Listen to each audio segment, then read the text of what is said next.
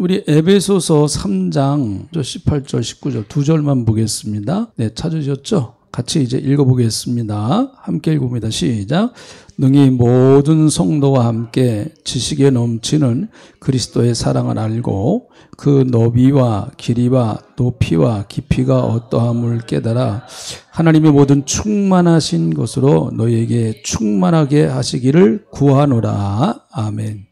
3장 14절부터 19절까지는 바울이 에베소 교인들을 위해서 기도한 그 기도의 내용이 담겨져 있습니다. 에베소서에는 바울이 에베소 교인들을 위해서 기도한 두 편의 기도가 나온다고 그랬습니다. 첫 번째는 1장 15절부터 19절까지 여기에 바울이 에베소 교인들을 위해서 처음으로 기도한 내용이에요. 전편 1편 3장 14절부터 19절까지가 제2편 두 번째 바울이 에베소 교인들을 위해서 기도한 내용입니다. 그래서 우리 성도님들이 서로 이렇게 기도해 주시는 것보다 큰 힘이 되는 게 없어요. 사실 누가 나를 위해서 기도해 주는지 내가 잘 모를 수 있습니다.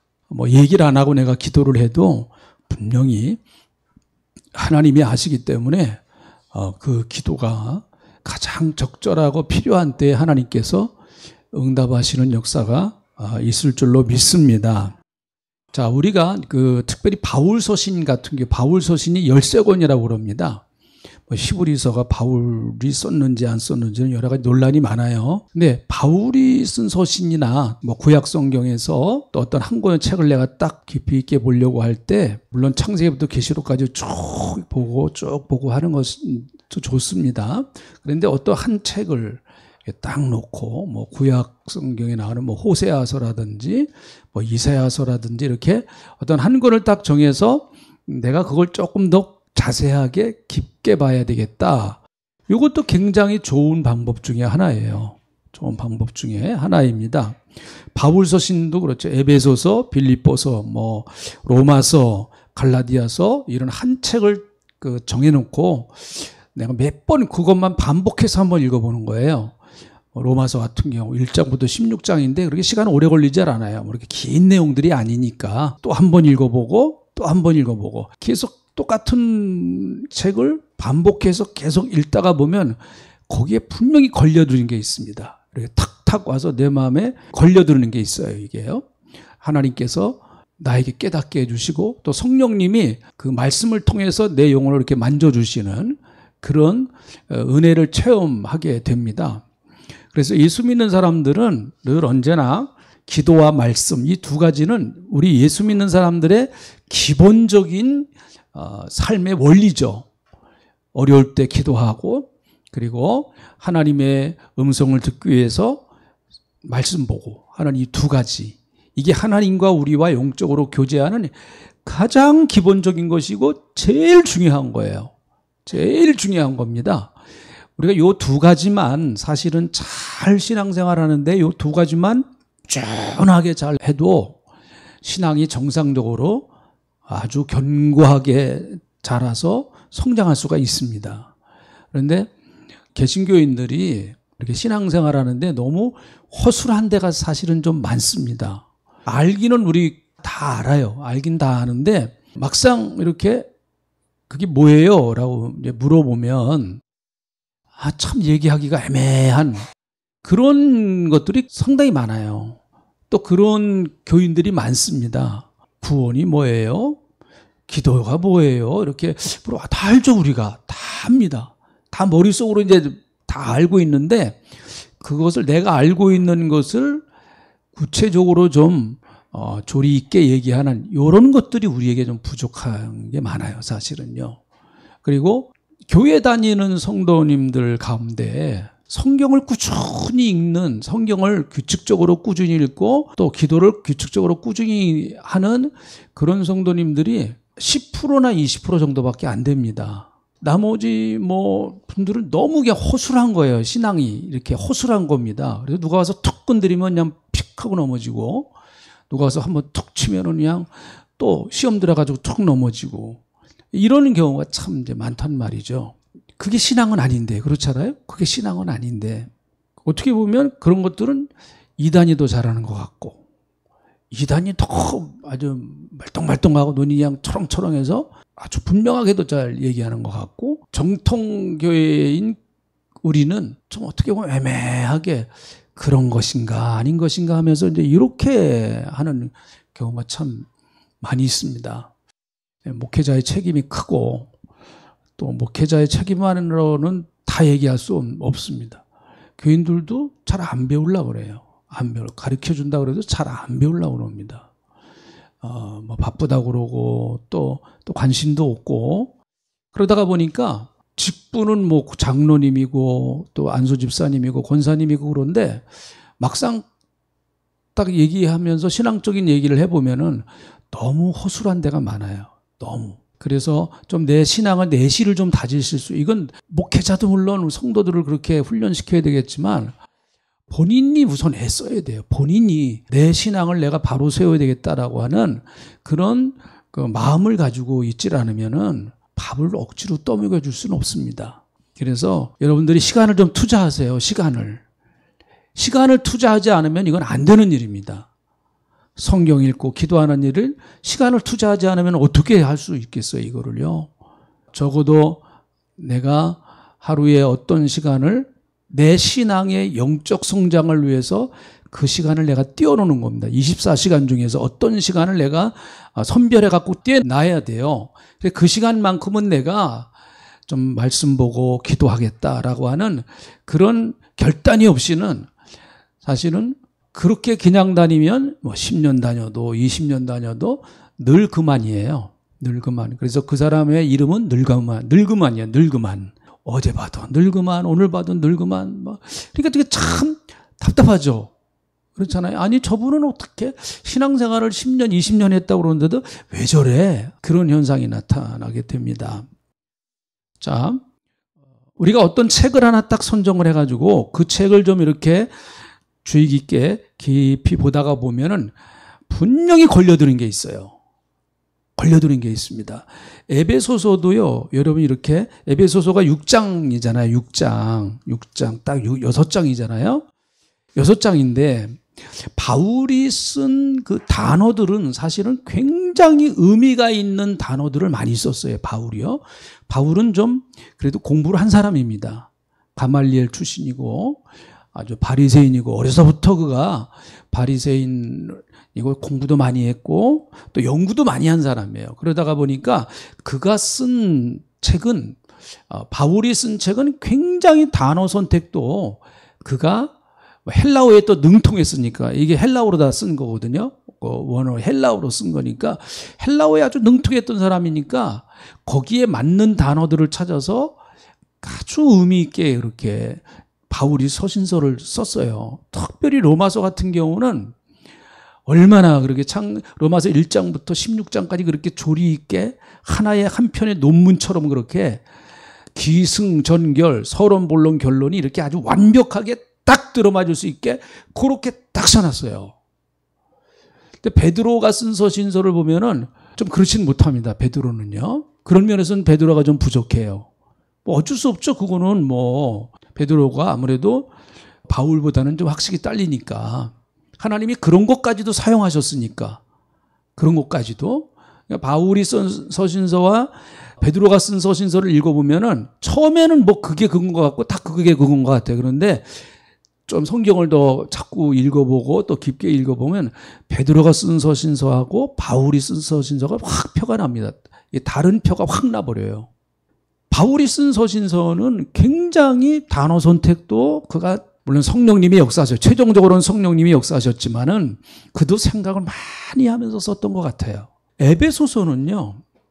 에베소서는 교회론이라고 그랬잖아요. 교회론. 교회가 뭐냐? 바울이 1장부터 6장까지 이렇게 교회에 관해서 기록한 책이 에베소서예요. 골로새서는 그리스도론입니다. 예수가 누구냐? 그게 골로새서예요. 그리고 골로새서도 참 귀한 책이죠. 예수가 누구냐? 그리스도에 관해서 쓴 책이에요. 골로새서가요. 빌립보서 같은 경우는 어떤 특별한 주제라기보다는 빌립보서를 기쁨의 서신이라고 하잖아요. 기쁨의 서신.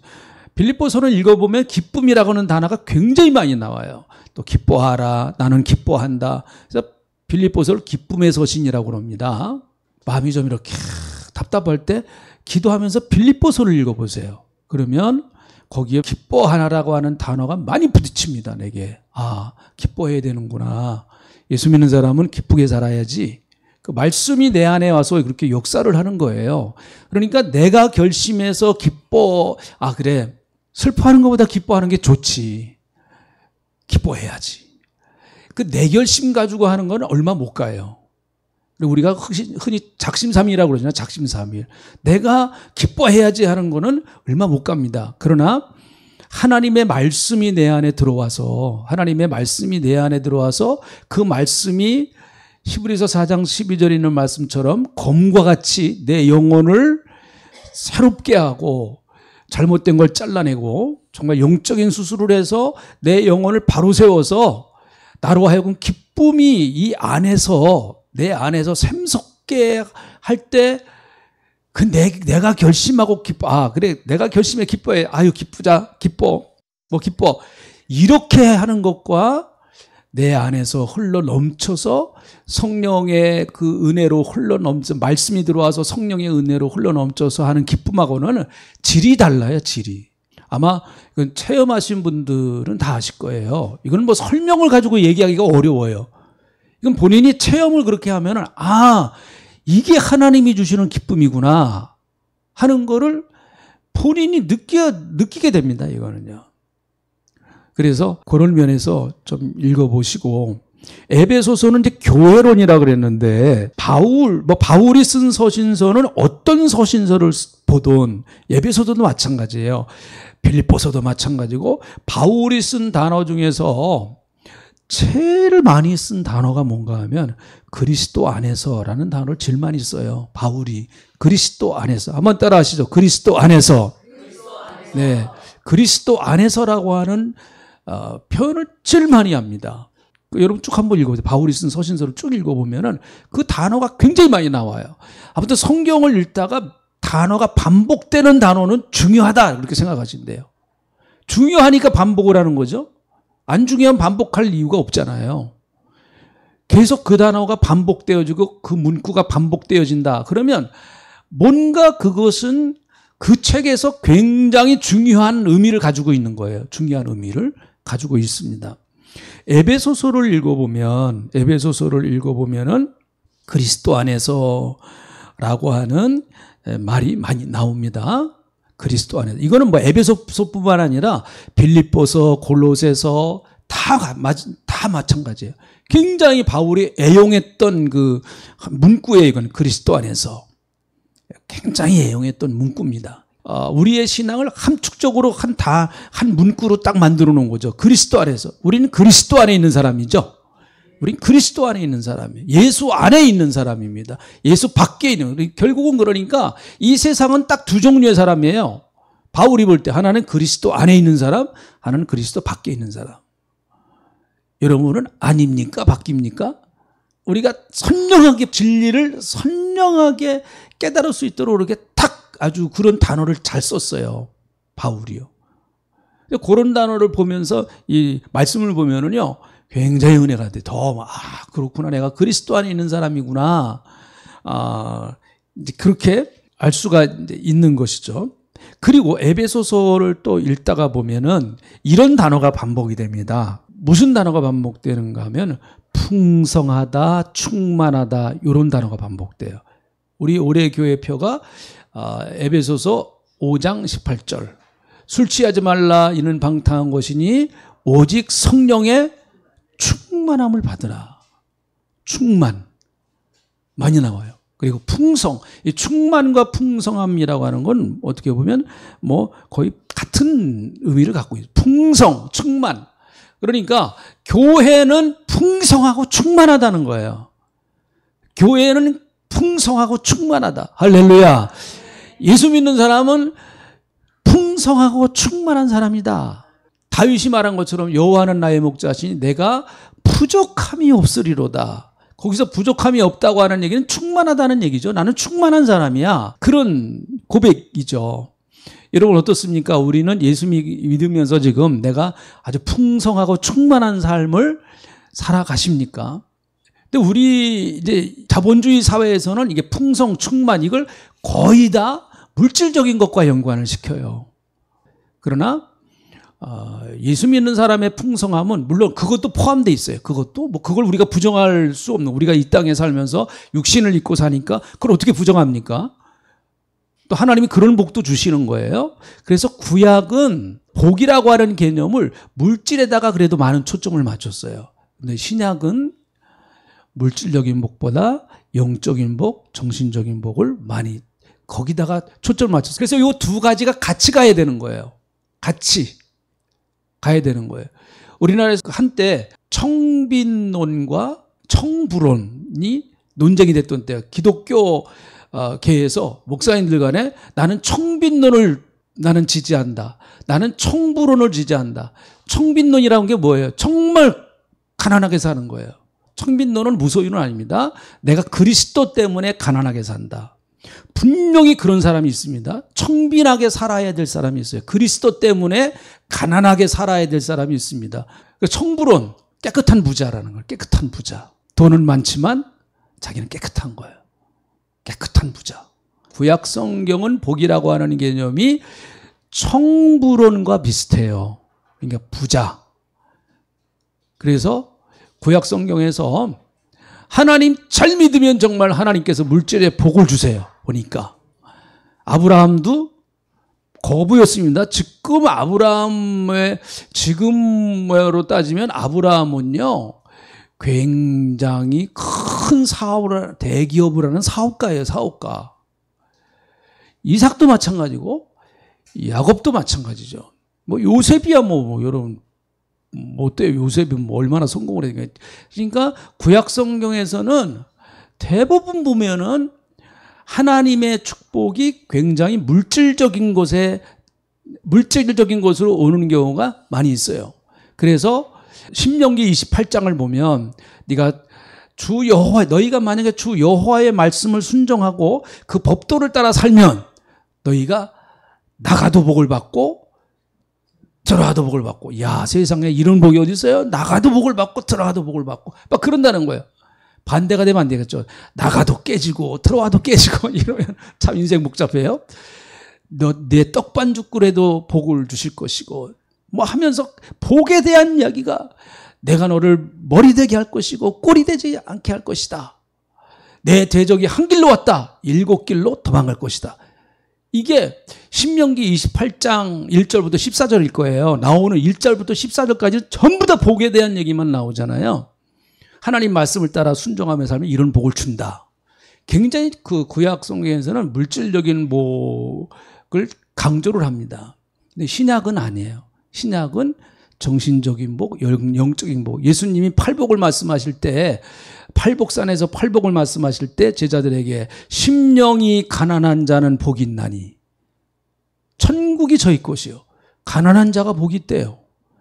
심령이 가난한 자는 복이 있나니. 이건 굉장히 영적인 걸 말하는 거죠. 영적인 걸 말하는 것입니다.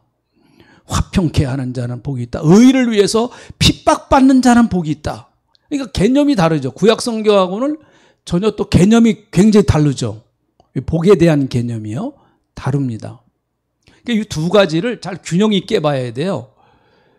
우리가 물질적인 복을 무시하면 안 됩니다. 그리고 또 영적인 복을 우리가 무시하면 안 되죠. 절대로. 그래서 이 두 가지를 잘 균형을 맞추면 굉장히 좋겠다. 영적인 복, 육신의 복 두 가지를 잘 균형을 맞춰서 우리가 신앙생활하면은 이 두 가지를 다 무시하면 안 됩니다. 다 무시하면 안 돼요. 물질이 많은 사람을 정죄해도 안 됩니다. 성경에서는 그 사람이 물질을 잘못된 방법으로 물질을 소유하는 것은 물론 그거는 잘못된 것이지만 정당하게 노력해서 내가 많은 물질을 소유하는 것은 그거는 잘하는 거예요. 잘하는 거. 예. 나도 그 사람한테 가서 배워야 돼요. 그거는. 그렇게 성실하게 살면서 그 많은 물질을 소유하는 거 얼마나 좋습니까? 그거는요. 에베소서를 읽다가 보면 풍성, 충만 이런 말들이 많이 나와요. 자, 1장 7절에 보면 1장 7절 오늘 성경 쭉 이거 한번 딱 읽고 이제 마칩니다. 1장 7절 읽어봅시다. 시작. 우리는 그리스도 안에서 그의 은혜의 풍성함을 따라 그의 피로 말미암아 속량 곧 죄사함을 받았느니라. 그리스도 안에서 그의 은혜의 풍성함, 은혜를 주시는데 풍성하게 주신다. 하나님은, 예수님은. 그런데 하나님이 주시는 은혜 가운데 제일 풍성한 은혜가 뭐냐? 그의 피로 말미암아 우리를 속량해서 죄사함 받게 한 거. 이게 풍성한 은혜다. 믿습니까? 이 풍성이라고 하는 단어가 나오죠. 자, 그리고 또 읽어봅니다. 1장 18절 같이 읽어봅니다. 시작. 너희 마음의 눈을 밝히사 그의 부르심의 소망이 무엇이며 성도 안에서 그 기업의 영광의 풍성함이 무엇이며, 네, 그걸 알게 해달라는 거예요. 내 눈, 영적인 눈을 좀 밝혀가지고 하나님이 우리를 부르셔 주신 소망, 궁극적으로는 천국의 소망이죠. 소망이 무엇이죠? 성도 안에서 그 기업의 영광의 풍성함, 하나님께서 우리에게 장차 주실, 하나님 나라에서 주실 그 기업, 그 상급, 그 풍성함을 좀 알기를 바란다. 그 말이에요. 그러니까 하나님은 그냥 우리를 아르바이트 시키려고 부르신 분이 아닙니다. 아르바이트 시키려고요. 하나님은 우리가 일을 잘하는 것을 좋아하시죠. 그러나 그것보다 훨씬 더 하나님이 기뻐하시는 것은 하나님과 바른 관계를 맺는 걸 더 좋아하세요. 하나님은 우리가 큰 어떠한 업적을 많이 남기는 것도 하나님 원하시지만, 그러나 그것보다 훨씬 더 중요한 것은 내가 지금 하나님과의 관계에서 어떤 관계를 맺고 있느냐라고 하는 그 상태, 내 신앙의 영적 상태, 그걸 더 소중하게 보신다라는 얘기죠. 그래서 뭘 많이 했기 때문에 나는 하나님께 인정받는다. 그건 어떻게 보면 공로신앙이에요. 공로신앙. 잘못하면 그 공로신앙입니다. 하나님, 그 위대하신 그 크신 하나님 앞에 뭐 얼마나 해봤자 뭐 하겠어요. 그렇잖아요. 얼마나 해봤자. 여러분, 천국의 그 풍성한, 하나님이 우리에게 앞으로 주실 천국의 풍성한 기업을 여러분 믿으시길 축원합니다. 하나님 나라 가서 나는 하나님 주실 상급이 있는 거예요. 그 하나님은 나는 조금 했는데 사실 하나님 풍성하게 준비해 놓으셨어요. 나는 그 받을 만한 그런 엄청난 일은 하지도 못했지만은, 그러나 하나님의 그 심판의 기준은 그렇더라고요. 네가 작은 일에 뭐 했으니? 충성했으니 네가 나와 함께 이제 즐거움에 잔치에 참여하자. 작은 일에 충성했다는 거예요. 그러니까 우리 작은 일에 충성하면 돼요. 최선을 다해서 하나님 맡겨주신 거 내가 할 수 있는 능력 안에서 하면 되는 거예요. 그럼 하나님 기뻐하셔서 큰 것으로, 하나님은 너무 그보시고 기뻐하시고 큰 것으로 즐거움에 참여하게 하신다라는 거죠. 1장 23절입니다. 같이 읽어보시죠. 1장 23절 함께 읽어봅니다. 시작. 교회는 그의 몸이니 만물 안에서 만물을 충만하게 하시는 이의 충만함이니라. 이게 참 해석하기가 좀 어려운 말씀 가운데 하나예요. 이게 얼뜻 보면 이해가 잘 안 되죠. 교회는 그의 몸이니, 여기까지는 좀 이해가 되겠어요. 그죠? 여기까지 이해가 되는데 그 다음에 만물 안에서 만물을 충만하게 하시는 이의 충만이다. 충만이 또 두 번 나오네요. 여기는요.